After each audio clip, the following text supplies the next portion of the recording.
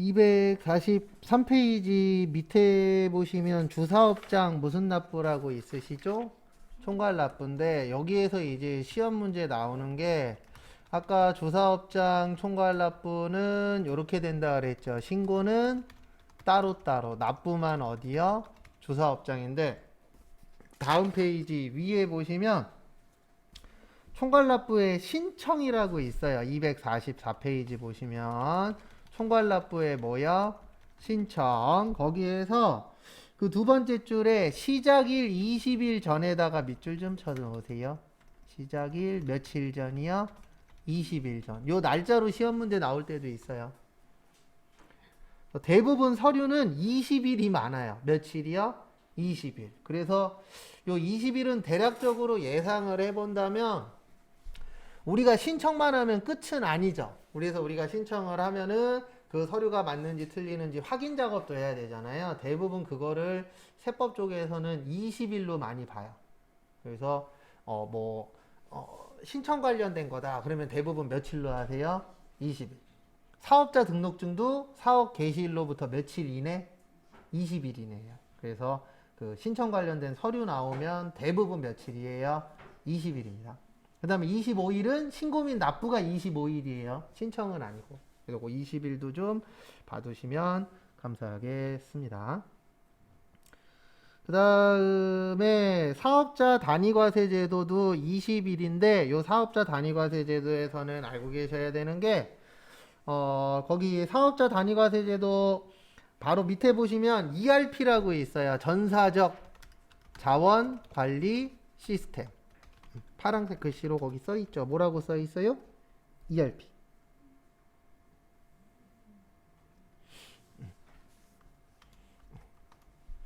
한국말로는 전사적 자원관리 시스템이라고 하고 영어로는 뭐라 그래요? ERP라고 하는데 저희가 배우는 프로그램이 ERP하고 큰 차이가 없어요. 근데 왜 그러냐면 대부분 회계 프로그램들은 기본적으로 더존 프로그램이랑 우리가 현재 쓰고 있는 요 두 개 프로그램이 가장 기본 베이스거든요. 그래서 대부분 다른 회사들이 프로그램을 만들 때 저희가 지금 배우고 있는 프로그램을 모방한 케이스들이 많기 때문에 그래서 회계 그러면 가장 대표적인 게 저기 전산회계하고 저기 AT 시험이라고 보시면 돼요. 그게 가장 기본이에요. 그래서 ERP 그러면은 그냥 간단하게 설명드리면 회계 때도 설명드렸었지만 모든 내용을 막말로 회사에서 발생하는 모든 내용을 다 어디에다 넣어라? 프로그램에다가 넣어라. 그러면은 다음 사람이 내가 그만두더라도 다음 사람이 와서 이 프로그램만 보면은 모든 내용을 알 수 있다 없다? 있다가 이 ERP 프로그램의 시작입니다. 그래서 되게 시스템상으로는 좋은데 문제는 뭐라고요? 시스템을 관리할 사람이라던가 등록해 줄 사람이 좀 많이 필요해요. 그래서 우리나라 현재하고는 좀 안 맞는 시스템. 그래도 중소기업 중에서 이 ERP 써서 제대로 쓰는 회사들이 몇 군데 없어요. 그러니까 대부분 부분적으로 써요. 그러니까 대표적으로 뭐 회계 인사 뭐 이런 식으로 쓰기 좀 편한 거 그런 것들은 많이 쓰는데 제대로 ERP가 움직이는 회사는 많지는 않아요. 특히 중소기업에서는. 근데 그게 딴 것 때문이 아니고 우리나라 중소기업은 대부분 직원이 민값이에요. 최소값이에요. 그러니까 만약에 회사를 들어갔는데 우리 회사가 7명이야. 그러면은 우리 회사 돌아가는데 7명만 있으면은 그냥저냥 돌아간다는 뜻이에요. 근데 이게 참 웃긴 게 뭐냐면 6명이어도 안 되고요. 8명이어도 안 돼요. 6명이면은 돌아가는데 힘들게 돌아가는 거고 8명이면은 한 명이 노는 상황이 나올 수도 있어요. 그래서 회사들에서 대부분 직원으로 채용하는 게 우리 회사가 뭐 이제 확장을 한다 이런 게 아닌 케이스면은 거의 다 최소값이에요. 그래서 7명이면은 여기에서 많아도 안 되고 적어도 안 되고 그래서 1년에 한두 번씩 꼭 이게 나와요. 뭐가 나오냐면은요. 규모가 어느 정도 있는 중소기업 사장님들을 기자가 찾아가서 이걸 물어봅니다. 육아휴직에 대해서 어떻게 생각하시냐고. 그러면 대부분 중소기업 사장님들이 이렇게 대답을 해요. 육아휴직 나도 보내주고 싶다. 그러면서 꼭 이 얘기를 합니다. 육아휴직을 보내주는 게 문제가 아니고 이 육아휴직 갔던 직원이 나중에 다시 돌아오죠. 맞죠? 그러면 한 명이 남아요. 회사에서. 왜냐면은 육아휴직 가면서 기존 직원을 대체할 직원을 뽑아 놓잖아요. 근데 육아휴직 갔던 직원이 왔어. 근데 중요한 거는 이 직원을 내보낼 수도 없는 상황이야. 정직원이라. 예. 그러면 결론적으로는 한 자리에 몇 명이 되는 거예요? 두 명이 되는 거죠. 라는 식으로 대부분 사장님들이 얘기해요. 그러니까 자기도 해주고 싶은데 해줄 수 있는 결론은 뭐가 없다? 여력이 없다. 대부분 그 얘기들 많이 하더라고요. 근데 이게 한 1, 2년에 한 번씩은 무조건 나와요. SBS든 MBC든 KBS든. 근데 결론적으로는 하나부터 열까지 다 돈이잖아요. 회사 움직이는데 돈 안 들이고 할 수 있는 거 있어요? 없어요? 없어요. 국가에서 지원이 나온다라고 해도 100%는 아니니까. 국가에서 그걸 다 지원해준다 그러면 많은 사람들이 육아휴직을 갈 수가 있겠죠. 근데 일부만 지원해주고 일부는 회사 돈으로 해야 되는데 가장 큰 문제는 그거래요. 기존 직원을 그러면 육아휴직 끝난 다음에 잘라야 되냐 아니면 계약직으로 뽑아야 되냐. 근데 문제는 뭐냐면 계약직으로 뽑아놨는데 또 안 돌아온대. 그러면 또 그러다 또 정규직으로 바꿔야 되고 좀 복잡 다단한 것 같더라고요. 근데 어쨌든 나중에 회사 가시면 이거 쓸 확률 높다 낮다? 높다. 근데 걱정은 하실 거 없어요. 어차피 회계는 차변 아니면 어느 변이에요? 대변이에요. 진짜로. 그래서 그것만 잘 다루실 수 있으시면은 웬만한 프로그램은 거의 다룰 수 있어요. 저도 한 7가지 써봤는데 7가지인가 8가지 써봤는데 다 비슷비슷해요. 어차피 차변 아니면 뭐예요? 대변이에요. 근데 이제 그거는 확실히 있어요. 내가 많이 알면 할 수 있는 작업이 좀 더 늘어나는 거고 내가 적게 알면은 그 적은 틀 안에서 하면 되죠. 뭐 다 할 수 있어요. 그 다음에 보시면은요 245페이지 사업자 등록. 우리 이것 쪽지 시험 본 적 있었죠? 뭐 쪽지 시험 본 적 있었냐면은요 세금계산서 필요적 기재사 쪽지 시험 본 적 있어요? 없어요? 있어요. 그래서 4가지 있어요. 공급하는 자의 등록번호, 상호 및 성명. 그 다음에 공급 받는 자의 등록번호, 작성, 연월일. 그 다음에 공급가액과 뭐요? 세.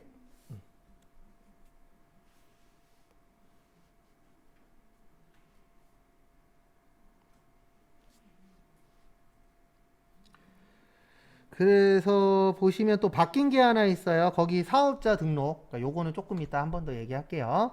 거기 위쪽에 보시면 사업자 등록이라고 있는데 사업 개시일로부터 며칠이네요? 20일이네. 이게 바뀐 게 아니고요. 뭐가 바뀌었냐면 제일 그 밑에 4번째 줄에 보시면 신청일로부터 며칠이네요? 2일이네. 이게 작년까지는 3일이었어요. 그래서 지금은 신청하면은 며칠 안에는 주겠다. 이틀 안에는 주겠다. 왜요? 지금은 인터넷이 잘 되어 있으니까 이 사람이 서류를 작성을 해서 보여주면 바로 입력을 해서 이 사람한테 사업자 등록증을 내줘도 될까 안 될까를 금방 알 수 있다 없다? 있다. 그래서 이런 사람들은 대부분 사업 못해요. 어떤 분들이냐면 뭐 기존에 안 좋은 일을 해서 큰 집에 다녀오셨다던가 그러니까 전과가 있다던가 아니면 뭐 결론은 사기범도 거기에 들어가는 거죠. 그 다음에 뭐 밀린 세금이 많다던가 이런 사람들은 사업자 등록증 낼 수 있어요? 없어요? 없어요. 그래서 음지에서 이런 사람을 뽑습니다. 많이 들어보셨을 거예요. 바지만 입고 있는 사장. 네, 있어요? 없어요?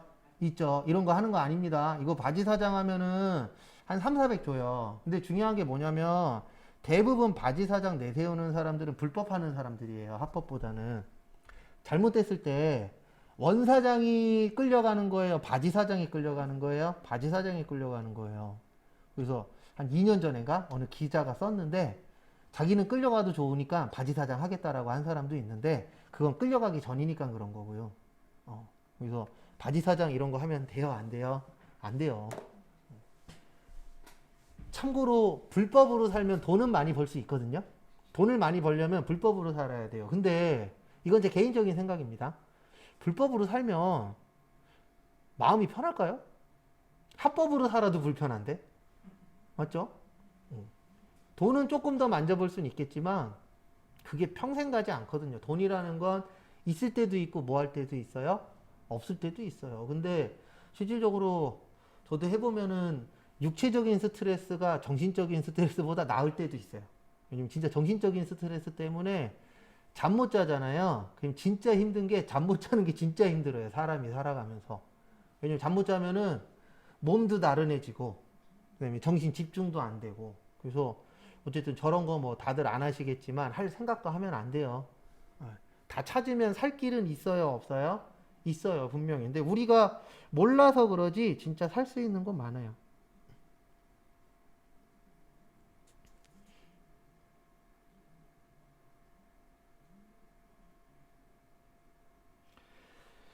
그 다음에 요걸 왜 봤냐면은 요 2일이 최근에 바뀌었어요. 며칠이요? 2일. 요거 좀 봐두세요. 그 다음에 아까 웬만한 서류는 며칠이라고요? 20일.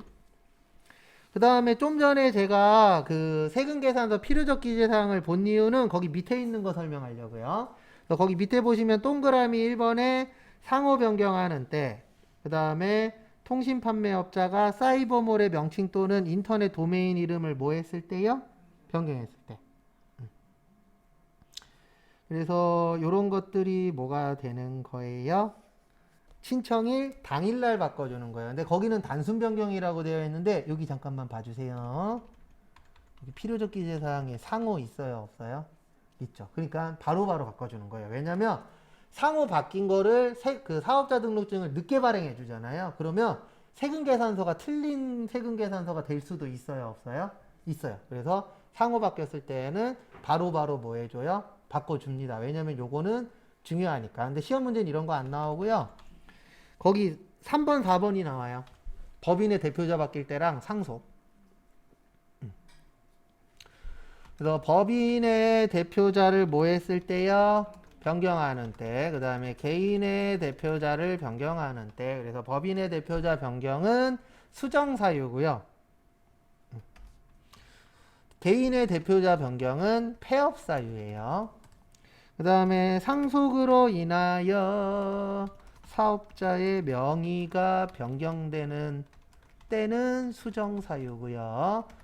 증여로 인하여 개인 사업자의 명의가 변경되는 때는 폐업사유예요. 지금까지 3번 나왔어요. 무려.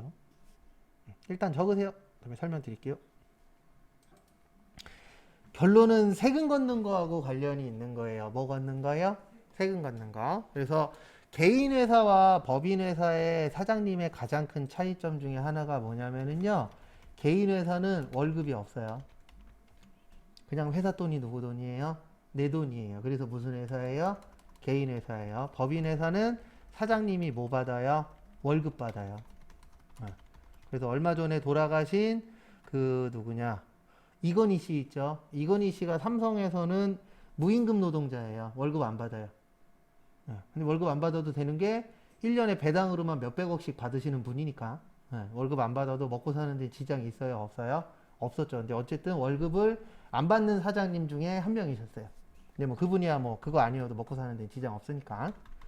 그래도 이렇게 차이가 있어요. 그러니까 개인 회사는 어떤 문제가 생기냐면은 개인 회사는 소득세라는 걸 내요. 무슨 세를 내요? 소득세. 소득세가 인세예요. 무슨 세라고요? 인세. 인세의 뜻이 뭐냐면 인원수에 따라서 내는 세금이 틀려져요. 그래서 저희가 아마 요번 주에 이론 배우고 다음 주에 실기를 할 건데 가족이 몇 명이냐가 되게 중요해요. 왜냐면 가족 수에 따라서 내야 되는 세금이 어때요? 틀립니다. 그래서 그런 차이점들이 있어요. 그래서 결론은 뭐냐면 법인의 사업자는 바뀌어도 상관없어요. 왜냐면 어차피 월급쟁이니까 내야 되는 세금에는 영향이 있다 없다? 없다. 그래서 상관없는데 개인은 사장님이 바뀌면 안 돼요. 왜냐면 기존 사장님은 혼자 살았는데 새로운 사장님은 가족이 10명이야. 이럴 수도 있어요 없어요? 있죠. 그러면 거기에 따라서 내야 되는 세금이 변해요. 그러면 세금이 변하면 누가 손해보는 거죠? 국가에서 손해보는 거죠. 그럼 또 이렇게 얘기하시는 분도 있습니다. 그러면 기존 사장님이 가족이 10명이었다가 새로운 사장님이 가족이 1명이면 어떻게 해요? 그때는 국가가 땡큐기는 한데 실질적으로 이런 것들을 자유자재로 바꾸도록 내비두면 1명이 10명 되는 경우가 많을까요? 10명이 1명 되는 경우가 많을까요? 1명이 10명 되는 경우가 훨씬 더 많겠죠. 왜냐면은 대부분 돈 있는 사람들이 바보가 아니잖아요. 그리고 돈 있는 사람들은 본인이 직접 해요? 전문가한테 맡겨요? 전문가한테 맡겨요. 그러면 전문가들이 이런 편법이 있네. 그러면은 얘기합니다. 이런 방법이 있는데 하실래요? 그러면 대부분 뭐라 그래요? 네, 할게요라고 해요. 뭐 안 내려고요? 세금 안 내려고. 그래서 연예인들 요즘에는 많이 줄었는데 과거에 툭하면 나왔어요. 탈세하다 걸렸다고. 그러면 다 뭐라 그러냐면은 나는 모른대. 세무사가 알아서 한 거래. 됐다 그래요. 세무사가 설마 간땡이가 저기 하늘나라에 있는 것도 아니고 그 사람들한테 얘기하고 했겠어요? 그냥 했겠어요? 하고 했겠죠. 예.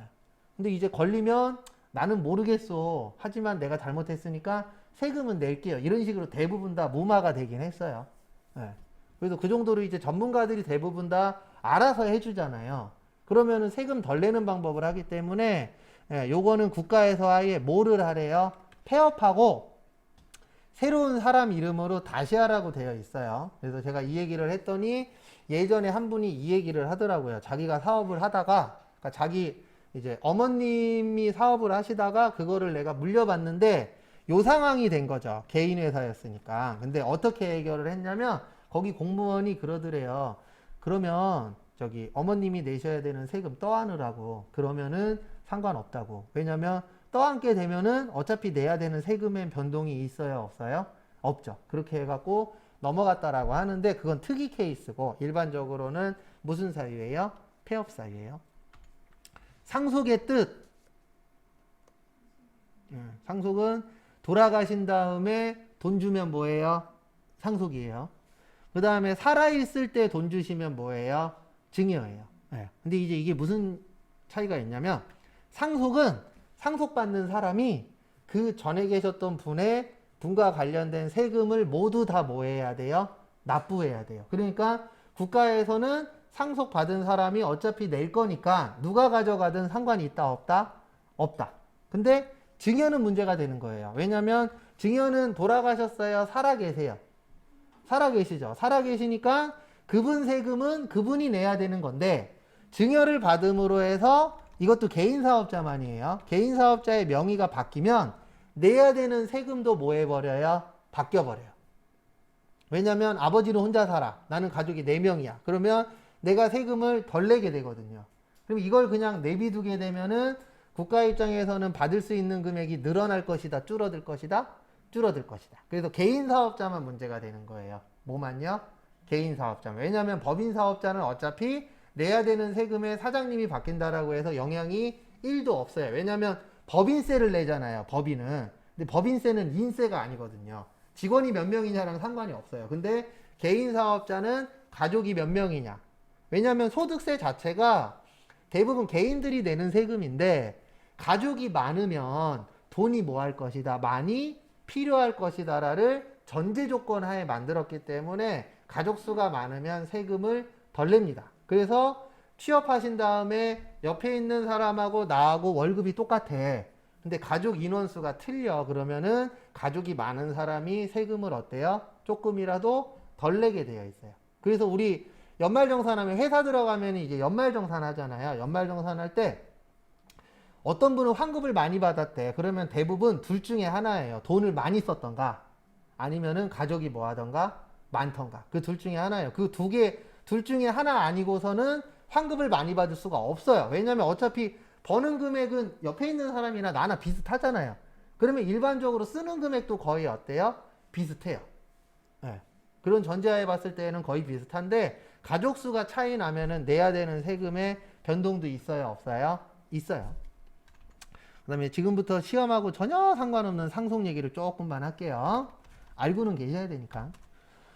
그래서 우리가 돌아가신 다음에 당연히 부모님이 안 돌아가시면 제일 좋지만 영원 불멸은 아니잖아요. 그러니까 어느 순간 이제 돌아가시면은 뭐를 받는 상황이 오죠?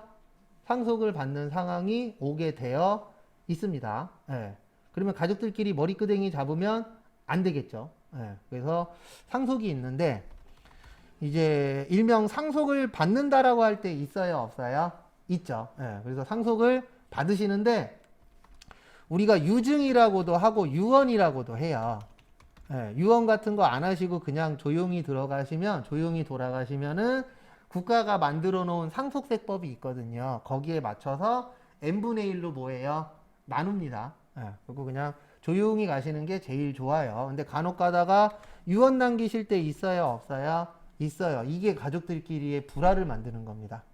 왜냐면 만약에 내가 첫째 딸이 마음에 들어. 그리고 첫째 딸한테 모든 재산을 다 주겠다. 이런 식으로 유언 남기면은 이제 불 나요? 안 나요? 날 수도 있죠.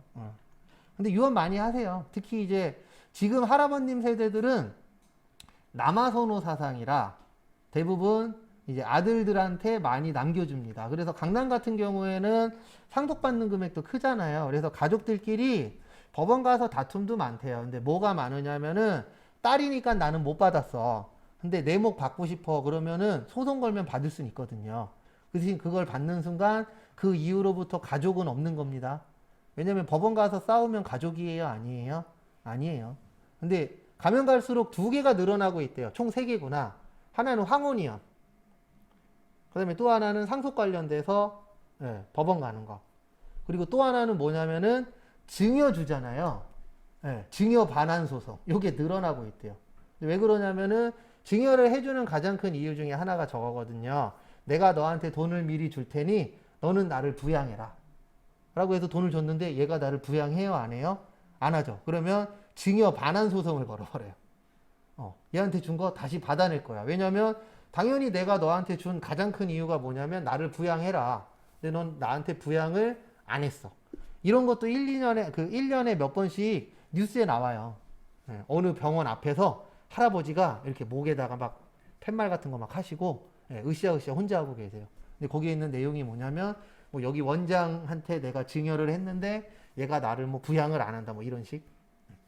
근데 앞으로 늘어날 거예요. 왜냐면 요즘 먹고 살기가 만만치 않잖아요. 그래서 상속이 있고 그 다음에 요것도 있어요. 상속 포기. 상속 포기는 언제 하는 거냐면 요럴 때 하는 거예요. 자산보다 뭐가 많을 때요? 부채가 많을 때. 그 다음에 상속받는 거는 자산이 뭐보다 많을 때? 부채보다 많을 때. 그래서 만약에 내가 받을 게 10억이고 빚이 3억이야. 그러면 7억은 내가 받을 수 있잖아요. 그래 그때는 상속을 받는 거고 거꾸로 받을 게 10억이라 그랬는데 알아봤더니 빚이 7억이네. 그러면 안 받는 게 좋은 거예요. 왜냐면 상속 받으면은요 빚까지 다 떠안아야 돼요. 그러니까 이건 어쩔 수 없어요. 평소에도 친해지셔야 되고 돌아가실 때쯤 되면 더 친해져야 돼요. 재산이 있으시면. 그리고 이런 분들이 있어요. 아우 나는 부모님하고 별로 안 친해서 우리 부모님이 돈이 얼마나 있는지 몰라. 그러면 방법 중에 하나는요. 상 다 치르시고 가까운 저기 뭐지? 지금 뭐라 그러죠? 행복복지센터가? 동사무소. 아우 전 동사무소가 편해요.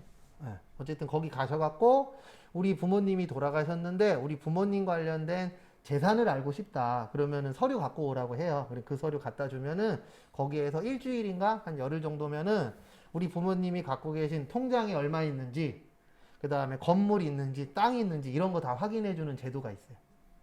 그래서 그런 거 확인한 다음에 이제 가족들끼리 모여서 뭐 하면 돼요? n분의 1로 나눌 거냐 아니면 네가 더 많이 가질 거냐 이런 건 이제 합의하에 하시든가 아니면 법대로 가면 되죠. 그래서 상속 포기가 있고 그 다음에 이런 분들이 있어요. 아우 우리 부모님이 얼마나 주시는지 난 모르겠어. 그러면 한정상속이라고 있어요. 요거는 변호사한테 써달라고 하는 게 편해요. 한 3, 40만 원이면 써준대요. 이거는 뭐냐면은요. 내가 얼마 있는지 몰라. 우리 부모님이. 받을 게 많은지 빚이 많은지도 모르겠어. 그러면 찝찝하면은 요걸 하시면 돼요. 이걸 하잖아요. 그러면 내가 만약에 3억을 받았잖아요. 근데 갑자기 모르는 빚 5억이 나타났어. 그러면 3억만 갚으면 돼요. 내가 받은 만큼만 갚으면 되는 걸 무슨 상속이라 그래요? 한정상속. 그래서 나는 잘 모르겠어 그러면 한정상속 받으시면은 가장 안전해요. 근데 생각보다 대부분 사람들이 요건 많이 알거든요. 상속 받는 거랑 상속 뭐 하는 거요? 포기하는 거. 그리고 상속 포기는 상속은 안 날로부터 6개월 이내에 하셔야 돼요. 6개월 넘어가면은 상속 받는 걸로 인정이 돼 버립니다. 6개월 안에 포기 신청을 하셔야 되고 그 다음에 포기 신청하실 때 자녀분들 것까지 다 포기하셔야 돼요. 왜냐면 과거에 SBS에서 나온 적이 있었는데 해결은 됐어요. 뭐가 나왔었냐면은요. 이제 부모님은 돌아가시고 이제 할아버지랑 사는 애가 하나 있었는데 큰아빠인가? 둘째 큰아빠인가 작은아빠가 돌아가셨는데 이분이 빚이 많았던 거예요. 그래서 가족들이 상속 포기를 했는데 얘 건 안 한 거죠. 그 손주 거는. 그랬더니 이게 얘한테 내려왔어요. 근데 왜 그 TV 프로에 나왔었냐면은 얘가 초등학교 6학년인가? 중학교 1학년인데 얘한테 빚이 한 3억 정도 되면 3억 정도가 자기도 모르는 빚을 떠안게 된 거죠. 네, 상속 포기를 안 해서. 근데 다행이었던 게 뭐였냐면은 이게 뉴스에 빨리 나와갖고 그 변호사들이 붙어서 바로 해결을 해줬어요. 근데 다행이었던 게 6개월이 아직 안 됐었던 거죠.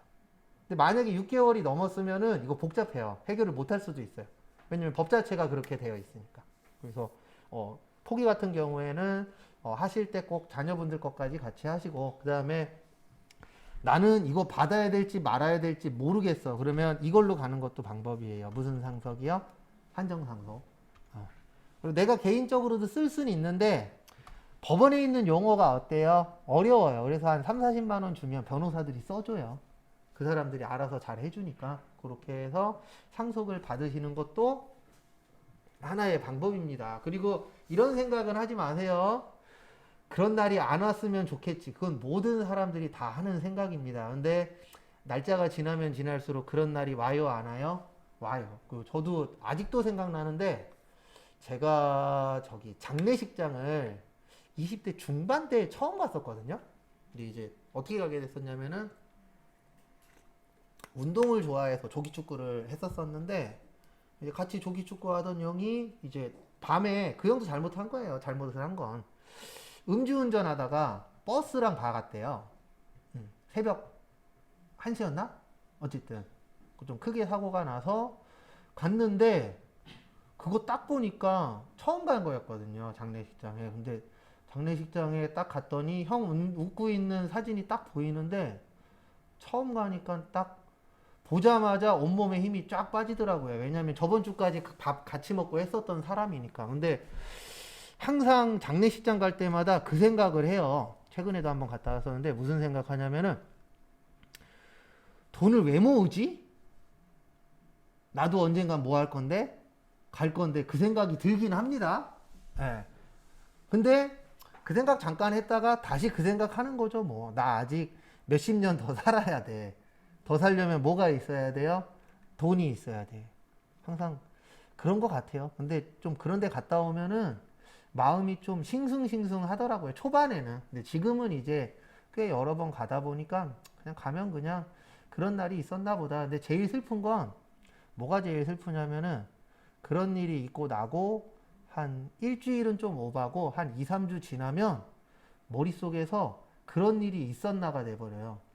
내 장례식장 갔다 온 것도 기억도 안 나고 그 다음에 그 사람이 누구였지? 한 달 정도 지나면 뇌리에서 금방금방 뭐 해버려요?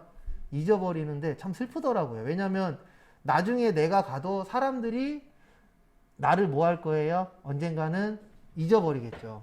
그러니까 조금 슬프긴 하더라고요. 근데 어쨌든 요거는 알고 계세요. 나중에 꼭 이거 받으십시오. 그러니까 부모님이 자산이 더 뭐 하셔야 돼요? 많으셔야 돼요. 뭐보다는요? 빚보다는, 부채보다. 그래서 참고하시라고 알려드린 겁니다. 246페이지. 보시면 부가가치세 과세거래예요. 무슨 거래예요? 과세거래. 우리 과세가 뭐 하는 거죠? 세금 내는 거예요. 뭐 내는 거예요? 세금 내는 거. 그래서 세 가지가 있습니다. 우리 이거 그때 쪽지 시험 봤었어요. 그리고 부가가치세는 쪽지 시험 다시 볼 거예요. 처음부터. 그래서 과세거래는 재화의 공급, 용역의 공급, 그 다음에 재화의 뭐요? 수입. 이렇게 몇 가지로 되어 있어요? 세 가지로. 그거 참고하시고.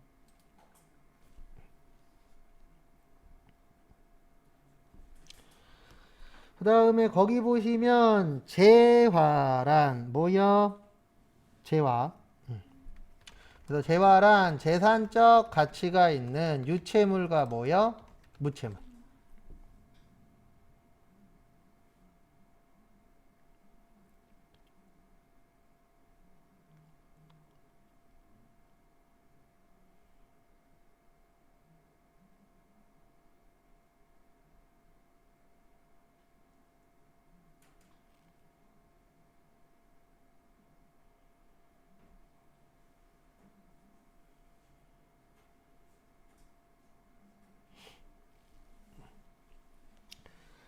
그래서 여기에서 키포인트는 요거라 그랬죠. 뭐라고요? 가치. 그래서 돈으로 환산할 수 있어야 되고, 그 다음에 유채물하고 무채물은 뭐예요? 유채물은 만질 수 있다. 무채물은 만질 수 없다. 참고하시고.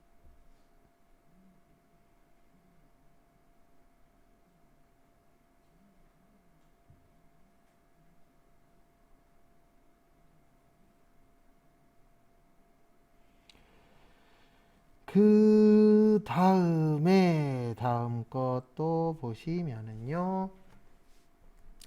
거기 밑에 보시면은 이제 실질 공급은 볼 거 없고요. 247페이지 요거 중요합니다. 무슨 공급이야? 간주 공급.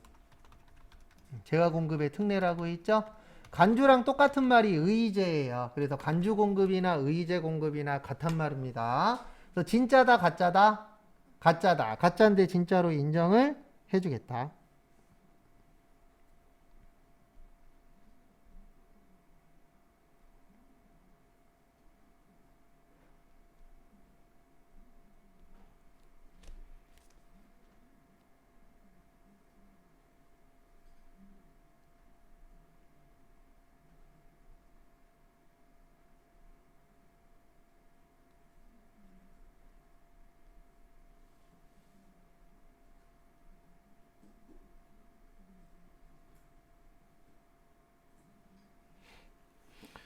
그래서 간주 공급에 네 가지 있어요. 자가 공급, 개인적 공급, 사업상, 증여, 폐업 시 전존재화.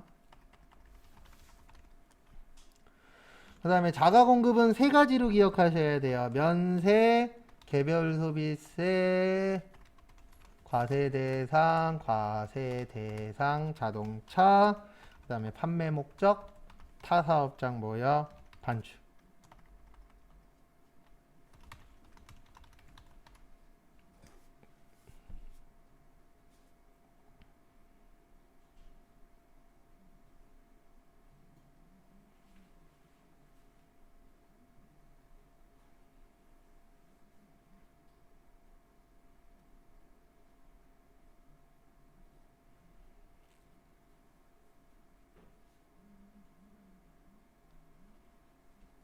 거기 다 있는 거예요. 있는 걸 제가 그냥 간단하게 정리를 한번 해드린 거지 뭐 특이한 게 있거나 그런 건 아닙니다.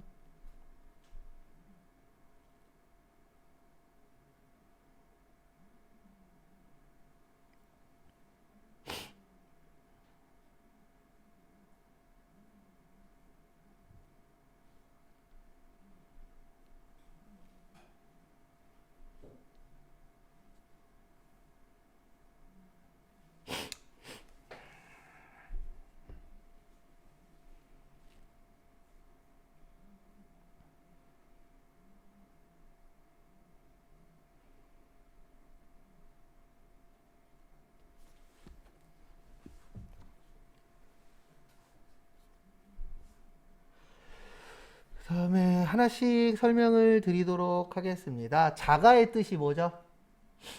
자가. 자가는 내부적으로 쓰는 거예요. 내 거란 뜻이에요. 그래서 내부적으로 사용하는 걸 무슨 공급이라 그래요? 자가 공급. 그래서 거기 보시면 총 세 가지가 있어요. 근데 여기에서 키포인트는 다 뭐냐면은요. 간주 공급의 키포인트는 이거예요. 납부세액은 매출세액 마이너스 뭐요? 매입세. 그래서 매출이 많아야 된다. 매입이 많아야 된다. 매출이 많아야 된다. 그래서 간주 공급의 키포인트는 이거예요. 살 때 매입세액으로 뺐어요. 그러면 국가 입장에서는 빼줬으니까 플러스가 나와야 돼요. 0이 나와야 돼요. 플러스가 나와야 되겠죠. 왜냐하면 플러스가 나와야 뭐를 내는 거죠? 세금 내는 거죠. 라고 생각을 하시고 내용을 보셔야 하나라도 이해가 더 돼요. 왜냐하면 모든 내용들이 너 매입세액 뺐잖아. 그러니까 매출세액 만들어서 뭐 내? 세금 내. 이게 기본 베이스거든요. 첫 번째, 면세사업의 전형. 우리 면세는 세금을 낸다, 안 낸다? 안 낸다. 그러면 국가 입장에서는 이렇게 되는 거예요. 너 살 때 매입세액 빼줬잖아. 그럼 이거 팔아서 무슨 세액 만들어야 돼요? 매출세액 만들어야 돼. 근데 너는 이걸 어디에 써버렸어요? 면세에 썼어. 그러면은 국가 입장에서는 받을 게 있다, 없다? 없다. 그러면 이거 인정 못해. 너는 매입세액 뺐으니까 면세에 썼어도 과세에 쓴 거라고 생각하고 뭐 냅시다? 세금 냅시다. 가 간주공급의 전체적인 틀이에요. 그 다음에 개별소비세 과세대상 자동차. 요건 이제 승용차 관련된 거예요. 뭐 관련된 거예요? 승용차. 그래서 만약에 우리 회사가 타이어 파는 회사예요. 뭐 파는 회사예요? 타이어 파는 회사. 그래서 타이어를 팔아야 되는데 어머 사장님 차가 빵꾸가 났네. 그러면 갈아 껴줘야 되죠. 그리고 갈아 끼고 사장님한테 돈 받으면 돼요? 안 돼요? 안 되잖아요. 그러면 국가 입장에서 봤을 땐 이렇게 되는 거예요. 너 타이어 살 때 매입세액 빼줬어. 근데 사장 거 바꿨으니까 매출세액 있다 없다? 없다. 그렇지만 국가에서는 인정을 못하겠다. 너 사장님 거 바꿨어도 뭐는 내야 된다? 세금은 내야 된다. 다 이거예요, 내용은. 그 다음에 판매 목적 타사업장 반출. 이거는 본지점 간의 거래라고 보시면 돼요. 뭐 간의 거래요? 본지점 간의 거래. 그래서 우리 보면은 대표적인 게 이제 프랜차이즈 업종 보시면 돼요. 음식점 같은 거. 그래서 음식점 본사에서 이런 음식점에다가 물건 같은 거 팔죠. 재료 같은 거. 예, 그래서 우리가 프랜차이즈를 많이 가는 이유 중에 하나가 있어요. 그게 뭐냐면 어느 프랜차이즈를 가든 기본적인 맛은 보장을 하잖아요. 그래서 내가 만약에 똑같은 프랜차이즈점인데 저기 어디냐 구월동에서 먹어봤어. 근데 구월동에서 먹었더니 맛이 괜찮네. 그러면 송도에 있는 곳을 갈 수도 있어요? 없어요? 있죠. 왜요? 맛은 뭐 할 거니까? 비슷할 거니까. 약간씩 차이는 있지만 기본적인 맛은 똑같잖아요.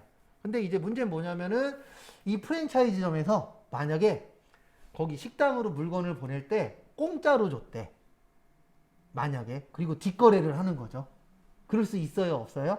있어요. 그러면 공짜로 줬다라는 걸 인정을 해버리면은 국가 입장에서 뭐를 못 걷어요? 세금을 못 걷어요. 그래서 너네 그 재료 살 때 매입세액 빼줬잖아. 그러면은 식당으로 넘길 때에 대부분 이익 붙여서 팔죠. 맞죠? 이익 붙였으니까 팔았으니까 무슨 세액이 있어야 되는 거예요? 원래는 매출세. 근데 공짜로 줬대. 이걸 인정해줘 버리면은 뭐를 못 걷는다? 세금을 못 걷는다. 그 다음에 개인적 공급. 개인적 공급은 말 그대로 개인적으로 주는 거예요. 그래서 이런 경우입니다. 만약에 내가 컴퓨터 파는 회사인데 우리 친척애가 대학교를 졸업했네. 그럼 너 고생했다. 그러면서 노트북 하나 줄 수도 있다 없다?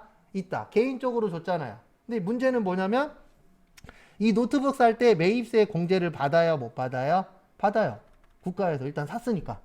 근데 팔 때는 팔았어요? 공짜로 줬어요? 공짜로 줬네. 근데 이거를 국가에서 인정을 해줘 버리면 뭐를 못 걷는다?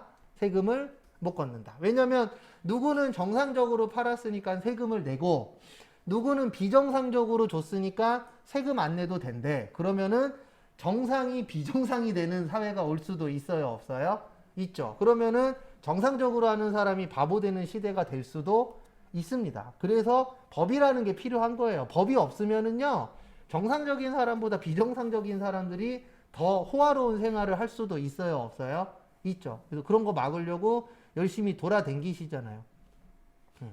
그 386 기동대가 있어요. 서울에서 체납하신 분들 쫓아다니시는 분들. 네. 얼마 전에도 또 하나 잡았잖아요. 이혼했다 그래갖고 그 집 앞에서 대기 타고 있다가 들어가서 해봤더니 어마무시했다면서요, 요번에도. 그 다음에 요게 키포인트예요. 248페이지 보시면은요, 다. 거기 위에 보시면 다라고 있어요, 다. 근데 가부터 볼게요. 사업을 위해 착용하는 작업복, 작업모 이런 거 회사에서 사주잖아요. 이런 것들은 세금을 안 걷겠다. 왜냐면 직원들한테 작업복, 작업모 이런 거 자기 돈 주고 사라 그래야 돼요? 회사 돈으로 사주라 그래야 돼요? 회사 돈으로 사주라고 해야 되겠죠. 그래서 요거에 대해서는 세금을 안 내도 된다. 그 다음에 직장 연예 및 직장 문화와 관련된 재화를 제공하는 경우. 요건 좀 슬픈 얘기입니다. 요즘에 결혼하려고 하는 사람들 많아요? 적어요? 적죠. 그래서 좀 어느 정도 규모 있는 회사들은 자기네 직원들끼리 소개팅 같은 거 해줘요. 아예. 지금은 코로나라 못하는데 한참 유행이었어요. 뭐가 유행이었었냐면은 직원들 중에서 결혼 안 하고 애인 없는 사람들만 모아갖고 아예 파티를 해주는 거예요. 그래서 그 안에서 뭐 하라고요? 만나라고. 그리고 꼭 사장님이 뭔가 하나 겁니다. 만약에 직원들끼리 만나서 결혼하면 축의금으로 300만 원 낼게, 100만 원 낼게, 이런 걸 한참 하던 시기가 있었어요. 예. 그래서 그때 제공되는 것도 세금 낼 필요 있다 없다? 없다. 예. 요건 좀 슬픈 얘기예요. 그만큼 결혼을 많이 한다 적게 한다? 적게 한다. 시험은 이게 제일 잘 나와요. 다. 경조사에서 얼마 이하야? 10만 원 이하. 그러니까 뭐 좋은 날이라던가 이런 날에 회사 물건으로 줄 수도 있어요, 없어요? 있죠. 근데 1년에 얼마까지는 인정을 해주겠다? 10만 원까지. 그 다음에 10만 원이 넘으면 그거에 대해서는 세금을 내셔야 돼요. 만약에 11만 원짜리를 줬어. 그러면 만 원에 대해서는 세금을 내셔야 됩니다. 그래서 얼마까지만 세금을 안 걷겠다? 10만 원.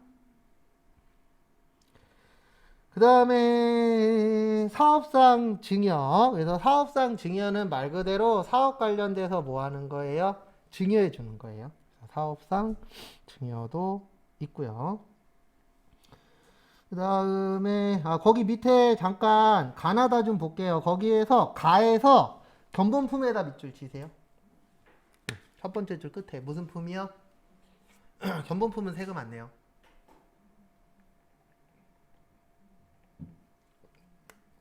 왜냐면 우리 견본 왜 줘요? 견본 주는 이유, 거래처한테 견본을 줘야 그 거래처에서 견본품을 보고 우리 회사 물건을 살 거냐 말 거냐 뭐 하죠? 결정하죠. 근데 견본품 안 주면은 팔 확률이 올라가요, 떨어져요? 떨어져요. 그래서 견본품을 봐야 이 회사 물건이 어떤데 이렇게 판단을 하잖아요. 여기에 대해서 세금을 내래. 그러면 견본품을 줄 수 있는 기회가 늘어날까요? 줄어들까요? 줄어들겠죠. 왜냐면 우리 회사 입장에서는 견본품 줄 때마다 뭐를 내야 돼요? 세금을 내야 돼. 그러면 장사하기 쉬워요? 어려워요? 어려워지겠죠. 그래서 그거에 대해서는 세금을 안 내도 된다.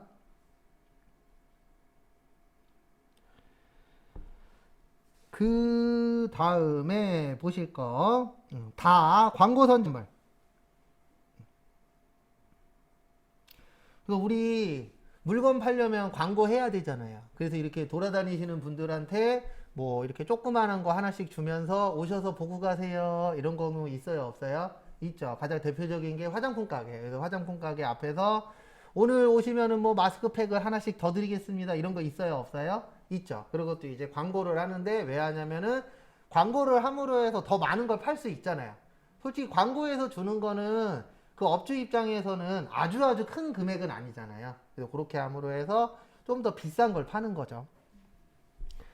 그 다음에 또 보실 게 부수재화적인 증정품. 그래서 이런 건 뭐냐면 적어 보면 돼요. 우리 마트 같은 데 가면은 큰 햄에 작은 햄들 붙어 있는 거 있어요, 없어요? 있죠. 그런 것들을 우리가 무슨 품이라 그래요? 증정품이라고 표현하잖아요. 그거에 대해서도 세금 낼 필요는 있다, 없다? 없다. 그 다음에 이건 시험엔 안 나오는 건데 마트 관련돼서 하나만 설명드리면 과거에 1+1 이런 거 있었죠. 그거 관련돼서 1년 전인가 판결문이 났어요.